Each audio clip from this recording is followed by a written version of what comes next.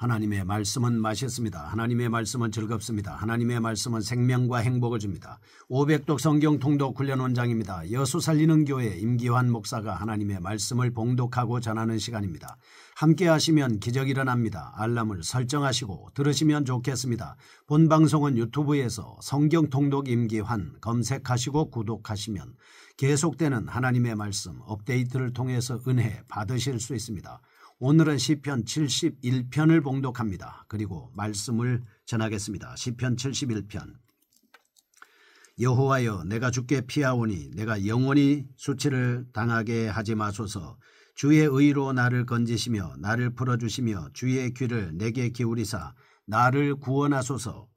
주는 내가 항상 피하여 숨을 바위가 되소서. 주께서 나를 구원하라 명령하셨으니 이는 주께서 나의 반석이시요 나의 요새이심이니이다. 나의 하나님이여, 나를 악인의 손 곧 불의한 자와 흉악한 자의 장중에서 피하게 하소서. 주 여호와여, 주는 나의 소망이시요 내가 어릴 때부터 신뢰한 이시라. 내가 모태에서부터 주를 의지하였으며 나의 어머니의 배에서부터 주께서 나를 택하셨사오니 나는 항상 주를 찬송하리이다. 나는 무리에게 이상한 징조같이 되었사오나 주는 나의 견고한 피난처시오니 주를 찬송함과 주께 영광 돌림이 종일토록 내 입에 가득하리이다. 늙을 때에 나를 버리지 마시며 내 힘이 쇠약할 때에 나를 떠나지 마소서. 내 원수들이 내게 대하여 말하며 내 영혼을 엿보는 자들이 서로 꾀하여 이르기를 하나님이 그를 버리셨은즉 따라잡으라 건질 자가 없다 하오니 하나님이여, 나를 멀리하지 마소서. 나의 하나님이여, 속히 나를 도우소서. 내 영혼을 대적하는 자들이 수치와 멸망을 당하게 하시며 나를 모해하려 하는 자들에게는 욕과 수욕을 덮이게 하소서. 나는 항상 소망을 품고 주를 더욱더욱 찬송하리이다. 내가 측량할 수 없는 주의 공의와 구원을 내 입으로 종일 전하리이다. 내가 주 여호와의 능하신 행적을 가지고 오겠사오며 주의 공의만 전하겠나이다. 하나님이여, 나를 어려서부터 교훈하셨으므로 내가 지금까지 주의 기이한 일들을 전하였나이다. 하나님이여, 내가 늙어 백발이 될 때에도 나를 버리지 마시며 내가 주의 힘을 후대에 전하고 주의 능력을 장래의 모든 사람에게 전하기까지 나를 버리지 마소서. 하나님이여, 주의 의가 또한 지극히 높으시니이다. 하나님이여, 주께서 큰 일을 행하셨사오니 누가 주와 같으리이까. 우리에게 여러 가지 심한 고난을 보이신 주께서 우리를 다시 살리시며 땅 깊은 곳에서 다시 이끌어 올리시리이다. 나를 더욱 창대하게 하시고 돌이키사 나를 위로하소서. 나의 하나님이여, 내가 또 비파로 주를 찬양하며 주의 성실을 찬양하리이다. 이스라엘의 거룩하신 주여, 내가 수금으로 주를 찬양하리이다. 내가 주를 찬양할 때에 나의 입술이 기뻐 외치며 주께서 속량하신 내 영혼이 즐거워하리이다. 나의 혀도 종일토록 주의 의를 작은 소리로 읊조리오리니 나를 모해하려 하던 자들이 수치와 무한을 당함이니이다. 아멘. 시편 71편 노년의 기도입니다. 시편 71편은 비탄시에 속한다 보겠습니다. 본시는 비탄시이긴 하지만 극단적인 비탄의 감정으로 치닫고 있지는 않습니다. 왜냐하면 17절에서 24절에서는 본시 기자가 당시 노년이라는 인생의 세태기에 있었습니다. 악인으로부터 핍박받는 어려운 상황에 있었지만 노년이라는 기자의 상황을 통해 지난날을 회상하면서 하나님께 도우셨던 은혜의 때를 기억함으로 시의 후반부에서 오히려 감사와 찬송을 드리고 있기 때문입니다. 따라서 극단적으로 비탄에 젖어 있지만은 않은 것입니다. 본시에서 본서 전반에 흐르는 비탄시의 특징이 모두 드러나고 있습니다. 본 시편 기자는 자신의 간구를 들으시는 분이 하나님임을 분명히 밝히고 있습니다. 여러분과 저의 기도를 들으시는 분도 역시 하나님이십니다. 그리고 악인들의 악행을 고소하면서 이를 들으시는 하나님이 어려서부터 참으로 신뢰할 만한 분이었다라고 하는 것을 드러내고 있습니다. 그리고 노년에도 자신을 구해 주실 것을 다시 한번 요청하면서 이 구원을 이루실 확신에 찬 찬양을 하나님 앞에 드리고 있습니다. 1절에서 13절 비탄시의 특징을 숙지하고 본시를 다시 한번 살펴보면 전반부 탄원과 간구의 주제를 반복해서 하고 있습니다. 14절에서 24절 후반부는 찬양과 감사라는 주제로 이어지고 있습니다. 우리가 본시를 읽을 때 주목해야 할 점, 22절에 등장하는 이스라엘의 거룩하신 주라고 하는 명칭입니다. 이 명칭은 22절과 78편 41절에 등장하고 있습니다. 따라서 우리는 본시를 단순히 고난당하는 한 개인의 비탄시로 묶어버리기보다는 22절이 암시하는 바와 같이 공중이 모인 집회 때에 애송되었던 공동체적인 비탄시로 예배시에 사용되었을 가능성을 염두에 두는 것이 좋겠습니다. 이런 점을 감안한다면 본시에 등장한 시인의 증오가 단지 개인적인 원한에 관계된 증오라기보다는 이스라엘, 즉 하나님의 백성을 치는 하나님의 원수에 대한 증오로 사사로운 것이 아니다라고 하는 것을 알 수 있겠습니다. 또한 20절에 언급된 우리라고 하는 표현도 본시가 공예배 시에 사용되었을 가능성이 있다라고 하는 것을 시사해 주고 있습니다. 그리고 본시의 표현적인 특색은 회상에 관한 내용이 풍부하다고 하는 사실입니다. 이 회상을 통해 우리는 본시의 독자들로 하여금 선조들이 하나님께서 행하신 일을 기억하면서 그 하나님을 찬양했던 신앙의 모범을 따르게끔 한다는 사실을 발견할 수 있겠습니다. 즉 공예배로 모인 이스라엘 공동체는 시인 개인의 삶 속에서 이루어졌던 하나님의 은혜를 함께 기억함으로써 시인을 비롯한 선조들에게 베풀어졌던 것과 동일한 은혜에 참여할 수 있었던 것이죠. 첫 번째입니다. 1절에서 13절입니다.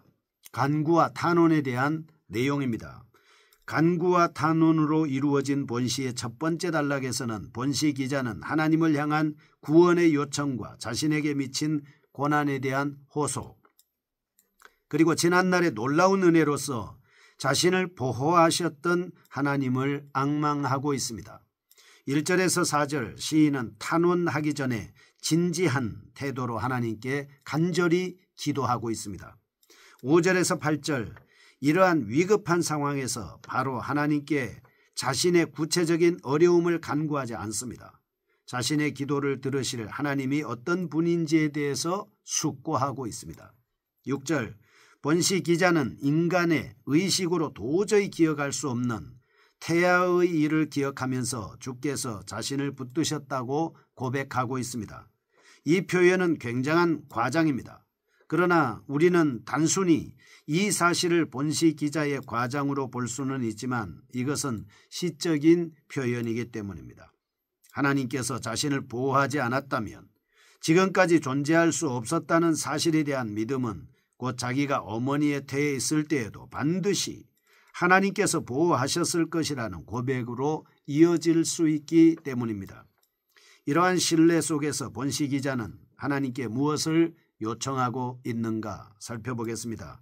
1절 먼저 그는 자신이 수치를 당하지 않기를, 즉 그의 기도가 수치스럽게 되지 않기를 하나님 앞에 간절히 요청하고 있습니다. 2절 그리고 그는 자신이 원수의 손에서 구출되기를 요청합니다. 3절 또한 그는 하나님 안에서 휴식과 안전을 발견하게 되기를 요청하고 있습니다. 8절 그리고 그는 감사할 일을 끊임없이 만나고 자신에게 주어진 일을 즐거워할 수 있도록 요청하고 있습니다. 9절에서 13절 본시 기자는 이러한 요청과 더불어 신실하신 하나님께 자신의 처지를 탄원하고 있습니다. 궁극적으로 시인에게 문제가 되었던 것은 악인으로부터 구원이라기보다는 하나님께서 그를 흔들고 있고 노년에 그와의 교제를 끊어버리시지는 않을까 하는 두려움이었습니다. 여기서 우리는 확신 가운데 있는 인간이라 할지라도 그 확신의 어디엔가 불안이 있습니다.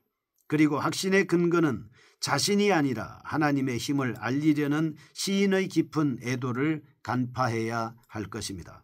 본 시편은 이 부분에 와서 독자들의 관심을 집중시키고 있습니다. 왜냐하면 불안 속에서 간구하는 시인을 하나님께서 버리실 것인지 아닌지 그 기추가 주목되고 있기 때문입니다.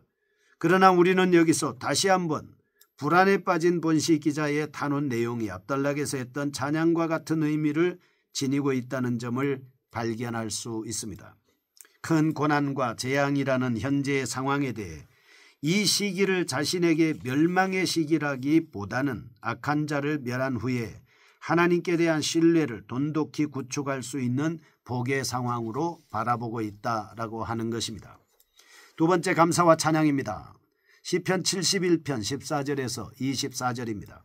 감사와 찬양을 올려드리고 있습니다. 왜냐하면 하나님께서 그의 기도를 들으셨습니다. 자신을 핍박하는 원수를 멸하시고 비록 자신의 노년에 이른 나약한 사람이지만 여전히 자신과 교제를 가져주실 하나님을 바라보기 때문입니다.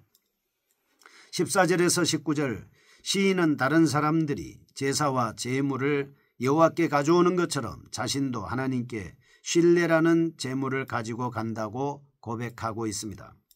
이런 고백 40편 5절 66편 13절에서의 표현과 병행을 이루고 있습니다. 시인은 자기의 입을 통해 종일 주님의 의만 전하겠다는 결심을 합니다. 이는 자신의 무죄함과 자신의 억울함을 들어주실 하나님의 신실성을 고백하는 말이라고 볼 수 있습니다. 이러한 하나님의 의에 대한 고백은 시인으로 하여금 장차 하나님이 모든 것을 심판하실 것이라는 소망을 가지고 있습니다. 이에 소망을 통해 시인은 고통 속이라 할지라도 악한 자들의 조롱이라 할지라도 인내할 수 있었습니다. 따라서 시인은 하나님을 향해 찬양 드릴 수밖에 없었습니다. 15절 그의 기쁨과 찬미는 그에게 의롭게 행하시고 구원을 행하실 하나님을 찬양하는 것이었습니다. 19절 하나님에 대한 경의와 감탄을 나타냈습니다. 20절 시인의 하나님을 향한 찬양은 하나님께서 행하신 구속의 일을 묵상함으로 더욱 고조되고 있습니다. 자신이 장차 받을 구원이 곧 고난의 열매임을 알게 되었습니다. 22절과 23절 이제 시인은 하나님의 구원을 확신하며 기쁨과 환희를 피력하고 있습니다. 22절 그는 하나님의 미쁘심을 찬양합니다. 그 미쁘신 하나님이 곧 자신의 하나님입니다. 이스라엘의 거룩한 주임을 개인적으로 공동체적으로 고백하고 있습니다. 자신의 신체 일부를 통해 하나님을 찬양합니다. 그리고 시인은 자신의 손을 통해 음악을 연주하며 하나님 앞에 기쁨을 표현하고 있습니다. 23절 그리고 자신의 입술을 통해서 기쁨을 표현하고 있습니다. 24절 또 자신의 혀를 통해서도 주의 의를 찬양할 것이라고 말하고 있습니다. 이는 너무나 기뻐서 하나님을 찬양하지 않고서는 도저히 견딜 수 없다는 극에 달한 표현입니다. 어떻게 절망적인 분위기에서 시인은 이토록 최고의 찬양을 드릴 수 있었습니까? 무엇이 시인으로 하여금 이러한 역전의 상황을 만들 수 있었습니까? 9절과 10절 시인은 노인이 된 지금도 자기의 원수들에게 핍박받고 있음을 말하고 있습니다. 그런데 어떠한 연유로 이렇게 하나님을 찬양할 수 있겠습니까? 아마도 그 실마리를 제공받을 수 있는 9절, 20절이 아닐까 싶습니다. 욥이 고난도 하나님의 은혜임을 깨달았던 것처럼 자신에게 있는 현재적 고난이 곧 하나님의 큰 섭리에 있다는 사실을 알면서도 하나님을 찬양할 수 있었습니다. 우리는 어떻습니까? 현재적 고난으로 인하여 계속 좌절하고 있지 않습니까? 아니면 하나님을 원망하고 있지 않습니까? 우리의 공동체는 어떻습니까?